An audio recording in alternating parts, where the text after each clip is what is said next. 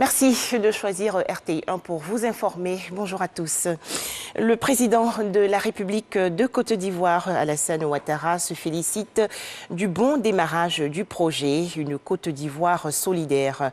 Le chef de l'État ivoirien s'est ainsi exprimé le 31 décembre dernier lors de son traditionnel message à la nation.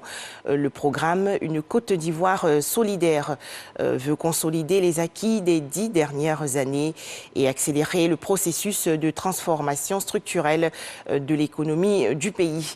Dans l'édition de 13h, nous allons revenir sur ce pan du message à la nation du président de la République, Alassane Ouattara. Direction Bembresso, dans la région sud du pays. Les jeunes élèves délogeurs internés au centre civique ont été libérés hier. C'était en présence du ministre de la Promotion de la Jeunesse, Mamadou Touré. Ces jeunes accusés de troubles dans les écoles ont suivi dans ce centre des formations en civisme et engagement communautaire. Le point dans ce reportage de Franck Quadio. Ils sont 70 élèves identifiés récemment comme responsables de troubles dans leurs établissements scolaires avant les fêtes, dans l'optique de congés anticipés des élèves qui viennent de passer 2 semaines au centre de service civique de Bembresso. Un séjour mis à profit pour leur inculquer les notions de protection de la chose publique, service civique et engagement communautaire, mais aussi le secourisme. Ces enfants. Donc, la vue de ces enfants aujourd'hui me ravit. Parce que ça fait 39 ans que je suis à l'école, donc on a vu beaucoup de choses, beaucoup de situations. Et cette initiative du ministère de la Jeunesse et de la Promotion de la Jeunesse et puis du ministère de l'Éducation nationale est à saluer. Ce dimanche 2 janvier, c'est le jour de leur sortie. Ils reçoivent la visite du ministre de la Promotion de la Jeunesse, de l'Insertion professionnelle et du Service civique.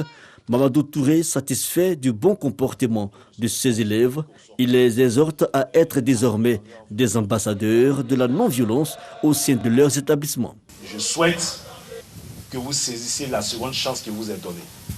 J'espère que vous nous ferez honneur et qu'on n'entendra pas qu'un jeune sorti de Bembresso a été repris parce qu'il s'adonnait à des actes de violence donc dans son établissement. Parce que si